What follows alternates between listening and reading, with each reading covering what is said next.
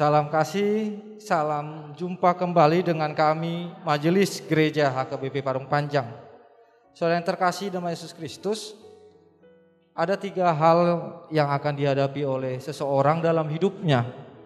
Yang pertama adalah ilmu, wawasan yang dia peroleh selama hidup ini.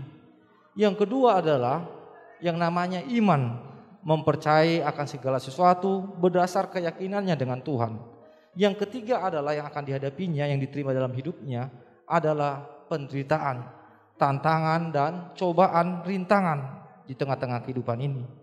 Yang menjadi persoalan adalah ketika penderitaan datang, apa yang dipakai oleh seseorang untuk menghadapinya? Karena jika dipakai ilmu, banyak orang-orang pintar yang tidak bisa menghadapi persoalan hidupnya menjadi putus asa dan bahkan bunuh diri.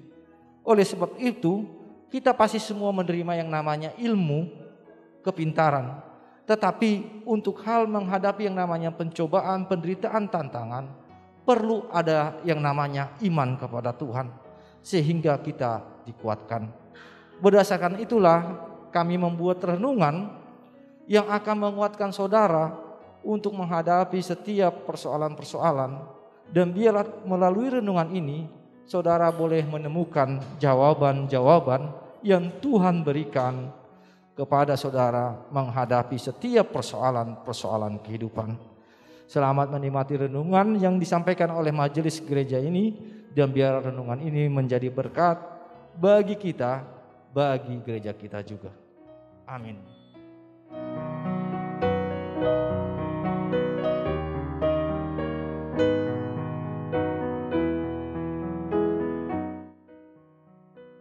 Selamat pagi, salam kasih, dan bisa kita bertemu kembali di dalam renungan yang menyapa kita, yang menjadi kekuatan kita.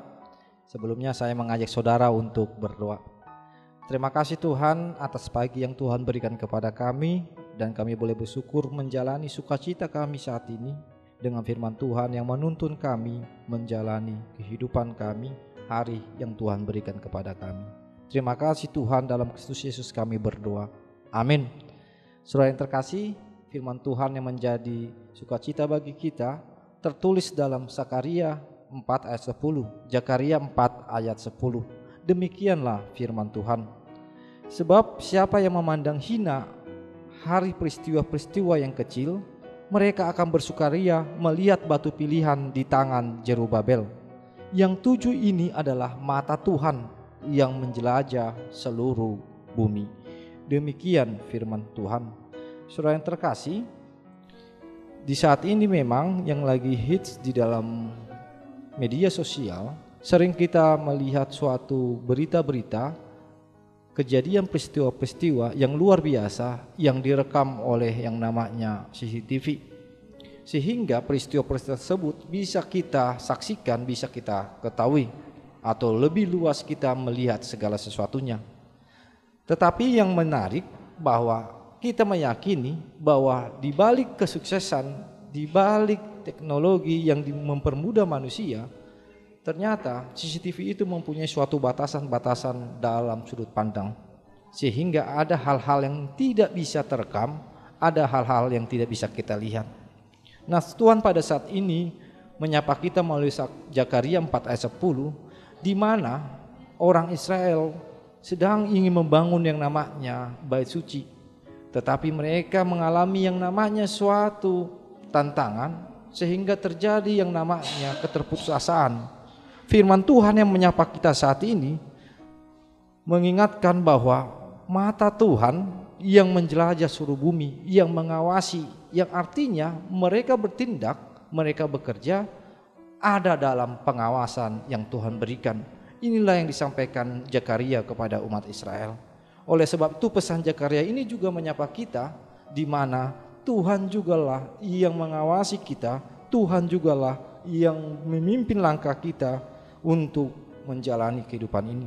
Seperti lagu yang kita yakini, yang kita imani, kita nyanyikan sering bersama-sama, Tuhan mantapkanlah langkahku, sehingga langkah kita awal dari pagi ini, ingatlah bahwa Tuhan melihat setiap proses yang kita lalui. Yakinilah itu dalam kehidupan kita, Dan saya yakin bahwa kita bisa bersama-sama dikuatkan menjalani kehidupan yang kita lalui. Amin. Kita berdoa. Terima kasih Tuhan atas firman Tuhan yang menyapa kami, di mana mata Tuhan mengawasi kami, memimpin langkah-langkah kami, sehingga langkah kami boleh Tuhan arahkan ke arah yang Tuhan inginkan. Dan kami yakin di setiap proses-proses yang kami lalui bisa menjadi sukacita kami, menjadi berkat bagi kami, dan juga menjadi saluran bagi saudara kami serta gerejamu ini. Terima kasih Tuhan atas firman yang menyapa kami. Di dalam Kristus Yesus kami berdoa dan mengucap syukur kepadamu. Amin.